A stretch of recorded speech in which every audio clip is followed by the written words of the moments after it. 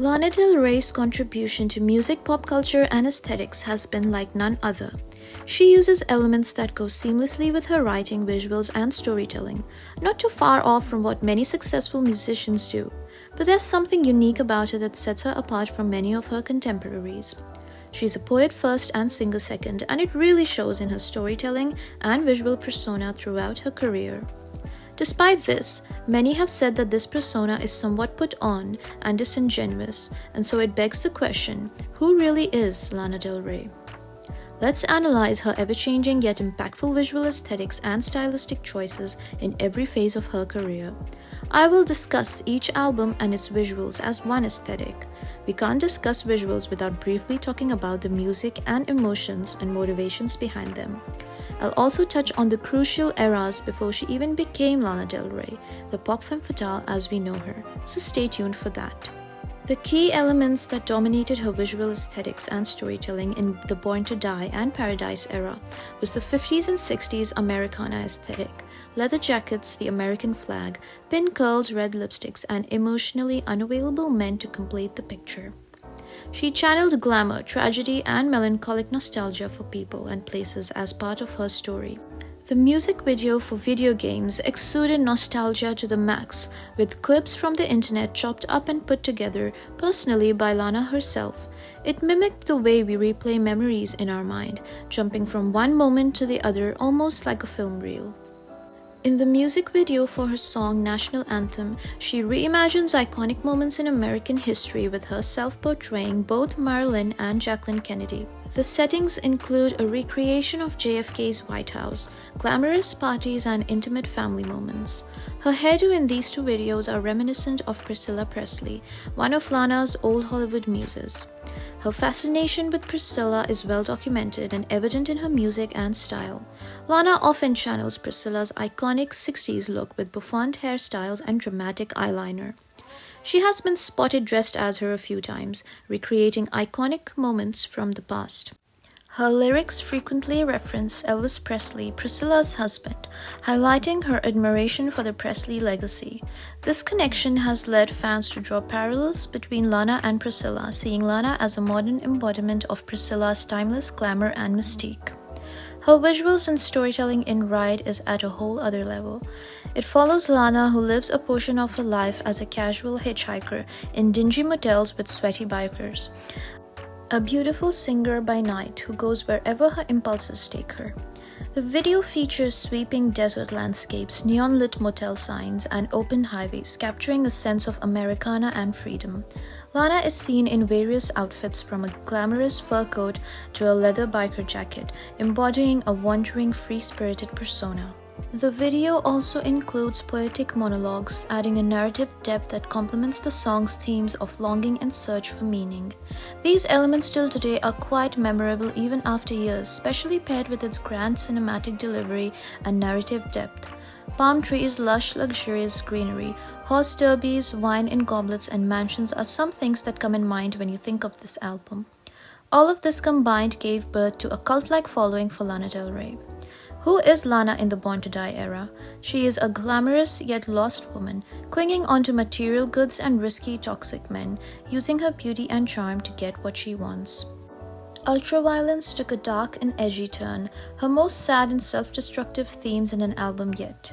She can be seen wearing a casual outfit in the video for West Coast, jeans t-shirt and a black leather jacket, with her hair flying freely in the wind, stripping back from the over-the-top vintage glamour, yet retaining some of its elements. In shades of cool, she appears as a ghost of a man's lover. Her image is technicolor. She can be seen sporting a retro hairdo and attire, hinting that she might have passed away in the 50s or 60s, singing to her partner in current time. During Ultraviolence, she leaned heavily towards a grittier look, with story and raw visuals. Bourbon, cigars, smoke, noir aesthetic, jealousy, violence, and trauma are some things that one may visualize while listening to this album. In this album, Lana is a sad, heartbroken woman who faces betrayal and is sometimes on the other end of the spectrum as a mistress. In Honeymoon, we see her with a softer, dreamier look, incorporating elements of jazz and orchestral music. The aesthetic of this album is lush, dreamy, and opulent. It hints to her trademark old Hollywood glamour with elements of melancholia, yet falling in love. The visuals are rich, with vintage elements such as classic cars, floral prints, and a serene coastal backdrop. The color palette is often muted, featuring soft pastel and earth tones that enhance the nostalgic feel, as well as the feeling of love and loss. This is the album where she starts to lean more into the end of the 60s or start of the 70s aesthetic. The music video for Freak is a mesmerizing blend of California dreaminess with surreal mystique. Shot with a vintage filter, the visuals combine elements of 60s counterculture with a touch of cult-like ethereal vibes. The use of warm tones and soft focus adds to the dreamy, almost hallucinogenic quality, hinting to the 70s hippie culture. The ocean, summer dresses, rouge and lipstick, roses, salty beach air, and the soothing summer sun are some things this album reminds me of. In the Honeymoon album, Lana seems to have found real love, or seems to have gotten comfortable with the idea of it, rather than having a purely transactional relationship that she is so used to. In her next studio album, Lust for Life, she fully leaned into a nostalgic yet vibrant blend of Americana, bohemian charm, nature, and retro influences. It reflected a shift towards a more hopeful and expansive vibe compared to her earlier works. With flowers in her hair and a wide smile on the album cover, her fans knew this would be a comparatively happier album. She sang about Woodstock in Coachella, Woodstock in My Mind, and reflected on the juxtaposition of attending a modern music festival while still thinking about the iconic Woodstock Festival of the 1960s. She explores themes of nostalgia, societal change, and personal reflection. Lana contrasts the peace and love ethos of Woodstock with the commercialized nature of contemporary festivals like Coachella. She also delves into her concerns about the state of the world, particularly in terms of political tensions and the longing for a simpler, more idealistic time. This song is a contemplative piece that bridges the gap between past and present, highlighting Lana's characteristic blend of melancholy and hope. In her music video for Love, she channels her inner folk rock artist, adorns her hair with daisies while wearing a classic little white dress, and singing into the microphone for her fans, including imagery of space and transcendence, of freedom and love, creating your own world for you and your loved one while living in a world full of problems. The visual aesthetic of White Mustang features a sleek retrofuturistic landscape with neon lights and vintage cars, juxtaposed against intimate romantic moments between Lana and her lover. There's a dreamy, almost cinematic quality throughout, with soft lighting, warm tones, and ethereal landscapes. The combination of modern technology and vintage romance creates a unique, captivating atmosphere. When I listen to this album, aesthetically, I get transported straight into a more idealistic and romantic version of the 70s. A version of the 70s that belongs solely to Lana and is a projection of her fantasies and experiences. Norman Rockwell is one of her most critically acclaimed albums. She presents us a blend of vintage Americana with modern-day surrealism and California dreaming aesthetic. The visuals throughout the album cycle embrace the 60s and 70s California aesthetic, with references to sunsets over the Pacific and breezy coastal vibes. In her singles, we can see her in various settings, including a retro diner, a surfboard shop, and the beach. The color palette is warm yet saturated, evoking the sense of walking down memory lane of cherished moments that passed. The overall aesthetic captures the essence of both longing and love that permeates the song. Lana here seems to be quite reflective, introspective, and nostalgic for the times and days she spent with people she was once surrounded by. Chemtrails Over the Country Club was her most country-leaning album yet. It has a strong folk and suburban vibe, with acoustic guitars and piano forming the backbone of many tracks.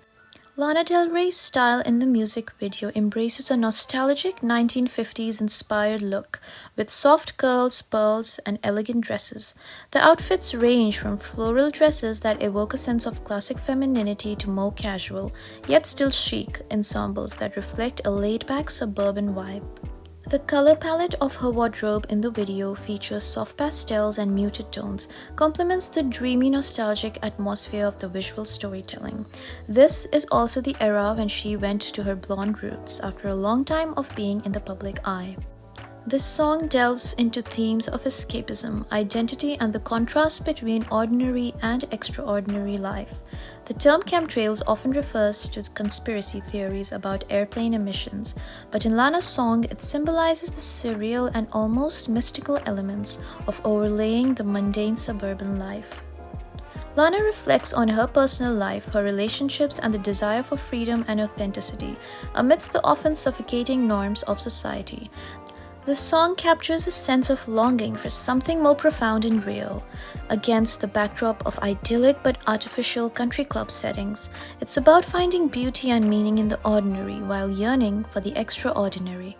I feel like the character in this song feels oddly related to the character in her Born to Die era.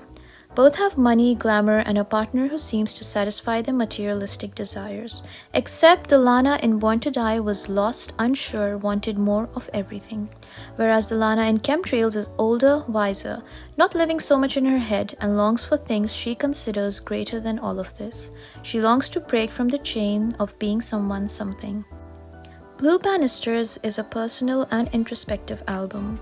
Lana's style here is most stripped down and personal, focusing on her own experiences and emotions.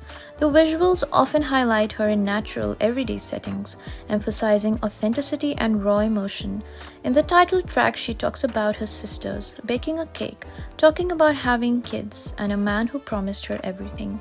She really leans into her hopes and vulnerabilities in this song. In the music video for Arcadia, she is seen singing while her hair flies in the wind, dressed in tulle and lace, channeling the woman she's always been, young, wild, and free. This was around the time she released a teaser post for the album, which featured a nearly no-makeup selfie, undone hair, and curly blue fonts that said the album name, which according to fans looked like it was made on PixArt.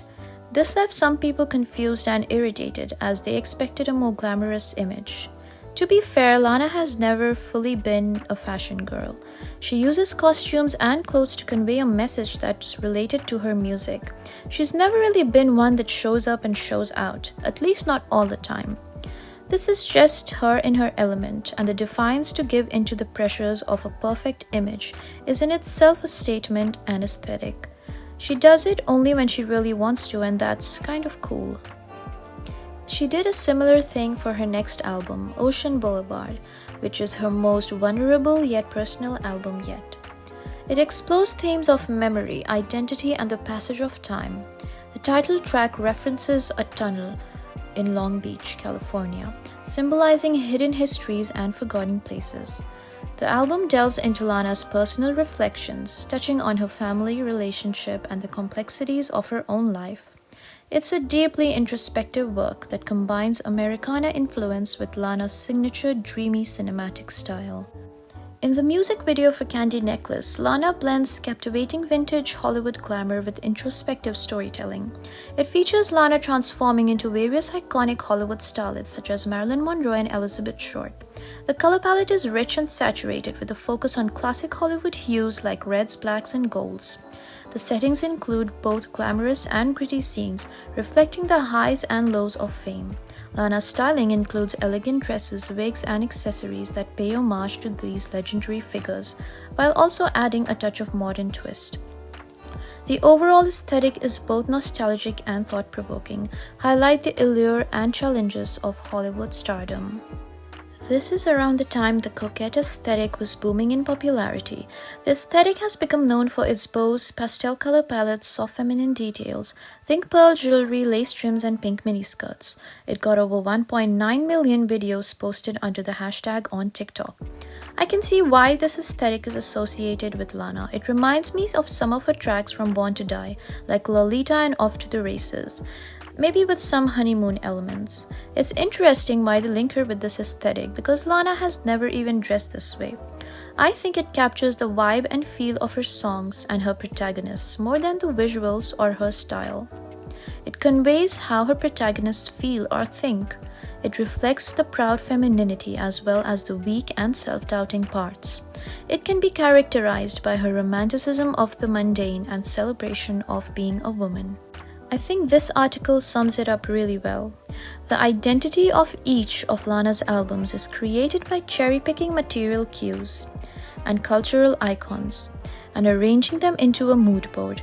The specific combinations often alluding to emotions and states of mind more empathetically than if they were spoken about directly.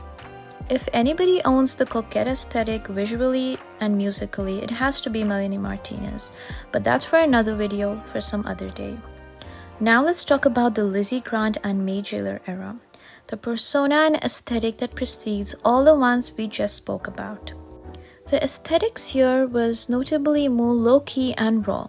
The era had a distinctly independent and grassroots feel. Many of her visuals from this time were self-produced, often featuring candid handheld camera work. Even in her earlier days, Lana was drawn to vintage aesthetics with retro fashion and styling elements making frequent appearances. Lana's look was a blend of casual yet glamorous, featuring everyday clothing paired with bold makeup and vintage hairstyles. It was an early hint of the glamorous, melancholic style she would later perfect. The use of sepia tones and vintage filters enhanced the nostalgic feels of her visuals and aligning with the themes of her music. Set against the backdrop of New York City, her visuals felt gritty. Urban landscapes added a layer of authenticity and realness to her image. New York City holds a special place in Lana's heart and artistry. It serves as both a geographical and atmospheric backdrop for many of her songs. The city symbolizes seeking dreams, reinvention, and pursuit of love, often with an undercurrent of grittiness and reality. This would make sense later because that's where she spent her early years and experiences that might have traumatized her. Lana's references to New York encapsulate the hopes and challenges of seeking something extraordinary amidst the ordinary. It's a place where her aspirational and hedonistic love stories come to life.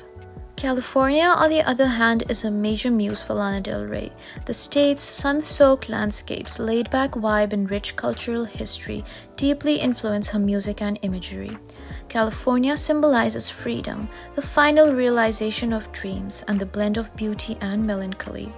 It's a place where Lana's narratives of love, loss, and longing unfold, capturing the essence of the idyllic yet bittersweet nature of the West Coast.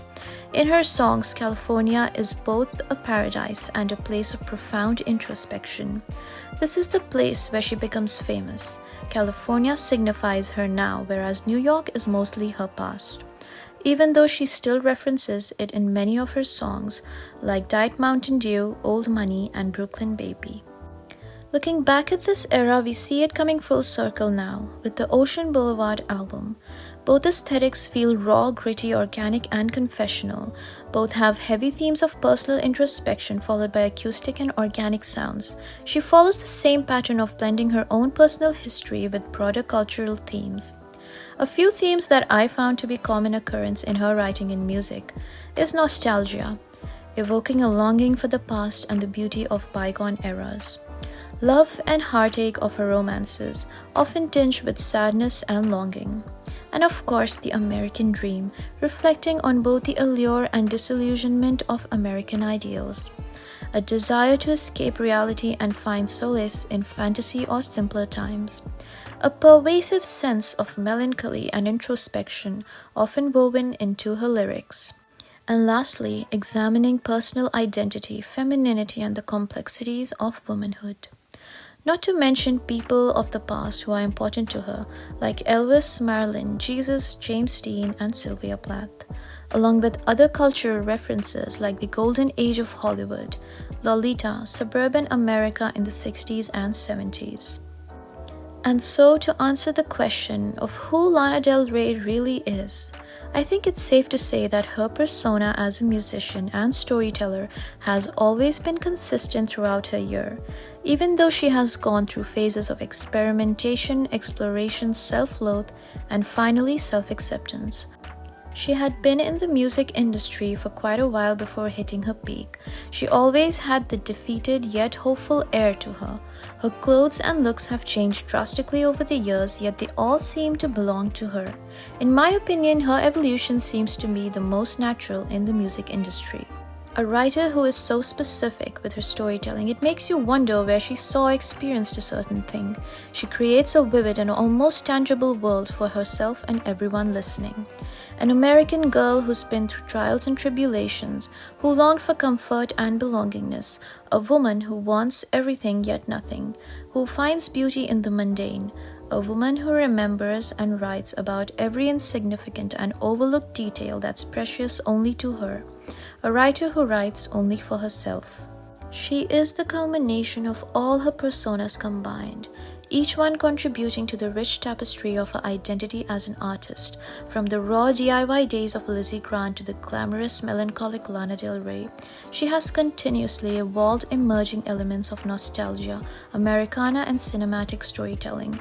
Each persona reflects different facets of her experience, emotions, and creative vision, culminating in a unique and multifaceted artistry that makes everybody fall in love with her.